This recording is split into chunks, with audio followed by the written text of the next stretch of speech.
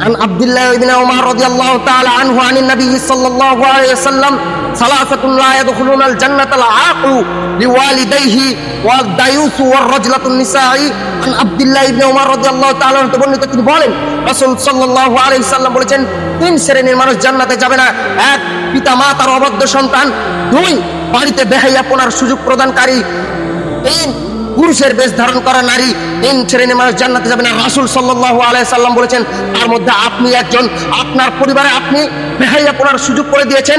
আপনার স্ত্রী নগ্ন অবস্থায়, আপনার স্ত্রী কাটা পোশাকে, আপনার স্ত্রী প্যাট দেখিয়ে রাস্তায় দাঁড়িয়ে থাকছে, আপনার স্ত্রী রাস্তায় পরপুরুষের সাথে কথা বলছে আর আপনি দাঁড়িয়ে দাঁড়িয়ে ভোগ করছেন, হা হা করে হাসি দিচ্ছেন।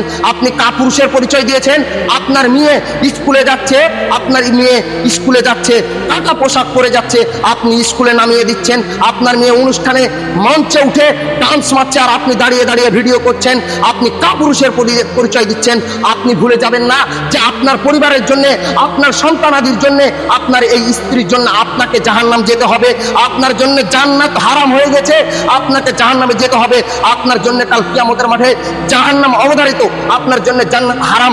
কারণ আপনি আপনার স্ত্রীকে স্মার্টফোন কিনে দিচ্ছেন, বড় ফোন কিনে দিচ্ছেন, দিয়ে টিকটকে ফেসবুকে ভিডিও আপলোড করার সুযোগ করে দিচ্ছেন।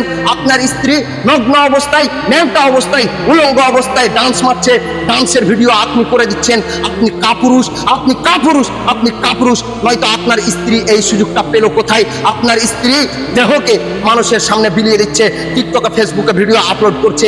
আপনাকেই বলছি, আপনাকে জাহান্নামে যেতেই হবে। আপনি পরিবারকে সাবধান করেন। আপনার কন্ট্রোল ক্ষমতা নেই, আপনি কেন বিবাহ করলেন? আপনার জন্য বিবাহ হারাম ছিল, আপনি কেন বিবাহ করলেন? আপনি রোজা রাখলেন না কেন? সিয়াম পালন করলেন না কেন? আপনি পরিবারকে কন্ট্রোল করতে পারবেন না, আপনি কেন বিবাহ করলেন?